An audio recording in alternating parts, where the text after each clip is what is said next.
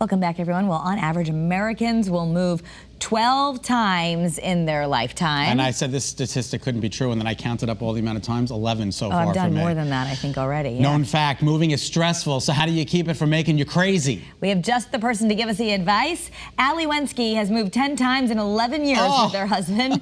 And you know what? She survived, and she's out with a new book called The Art of Moving. Welcome, Allie. Hi, thank you for having me. Not only did I survive, I'm happy too. You're happy. We just did a satellite interview about UFOs and aliens. I want aliens to come in and move me the next time because I can't do it again. That sounds great. So, you know, they say that this is the most stressful thing you could do in life. So we all know it's super stressful. Do we just accept that it's stressful, or you're saying it really doesn't have to be? I think it doesn't have to be. There are ways to make it a less stressful experience. I wrote The Art of Happy Moving as a guide to make it a happier experience, that there are things you can do to, bring that stress level down. And let me ask you another question.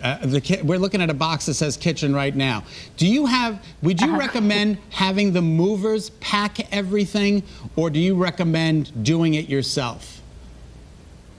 It depends. So we have done, 10 moves. 7 of them were without movers. The other 3 were with movers. And it is really helpful if you can have movers do things. But for many of them, we couldn't afford to do that. So if you're able to pack on your own, then that's great, or have movers. So it just depends on your circumstances. How do you start so that you can call moving an art? Well, decluttering is one of the first things that you can do. Declutter as much as you can.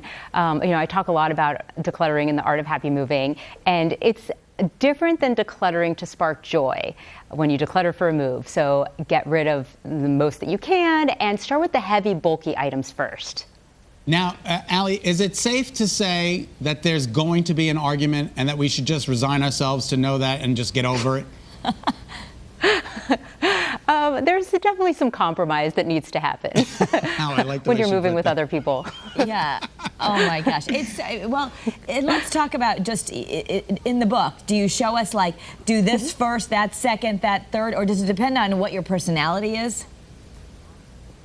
There's some checklists in the book and some guides and quizzes that you can take to learn a little bit about yourself before you start. There are lots of tips on how to declutter, how to pack, how to move with kids, how to move with pets. So there are moving checklists at the end also to help you through the process. And there's some free checklists on my website, artofhappymoving.com. But there's some great tools out there right now that you can use if you're transferring your digital services, for example, your internet, and you can go to xfinity.com/moving, and you just log into your account, you tell them when and where you're moving, you set up an install time, and it's really easy to transfer everything over. What about, so use technology and the tools that are out there to help you. Okay, can you share with us some of the mistakes that people make when they're moving? Yeah, so, I mentioned decluttering, that's a big one. And then also just not planning enough time. There was a recent survey that was done by Wakefield Research and commissioned by Xfinity, and they found that 26% of people were waiting until the last minute to move. So don't do that. Don't wait until the last minute. A little early planning will reduce a lot of that stress. So I see that you have the boxes all marked. Is that what you recommend?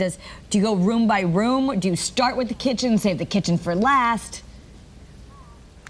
Yes, I recommend starting with the heavy, bulky items first, not necessarily the room. So if you have a large couch that may not fit in your new place, in the survey, the Wakefield Research study, they found that 44% of people that had moved in the past had furniture that did not fit through the doorway. So be sure to measure your things, see what the space is like in your new place, and if you have these large, bulky items that won't fit or you don't want to pay to move them, then you can sell them online, and you can also donate them to a charitable cause.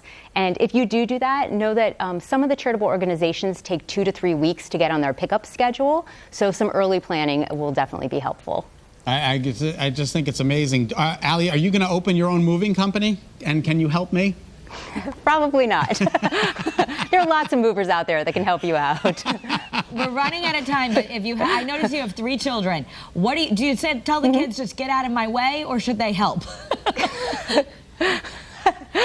No, I really like getting my kids involved in the process. So they're good movers too, and I get them involved from the beginning with the decluttering. So I set up a toy store in our basement where I gather all of the toys from all over the house, and I set them in the basement and divide them by categories so we can have, you know, the cars and the dolls and the puzzles, and then I have the kids go shopping. So I give them all Post-it notes and open, you know, grand opening, come into the toy store, and they go running in and they just stick Post-it notes on everything that they want to keep. That's and awesome. It's really changed the way that we look at decluttering with the kids, because they see it as a fun experience and they are no longer thinking, Yeah. what am I getting rid of? They're thinking, what am I buying? That's and awesome. at the end, surprisingly, there are dozens of toys that get left behind. Thanks. And we also talk a lot about donating and who this is going to, and so they have that purpose of knowing that, okay, I'm done with this item, but somebody else will get to use it. Thank you, Allie, Allie. So I get We the kids involved, appreciate- for we- sure. We appreciate your time. Thank you so much for being with us.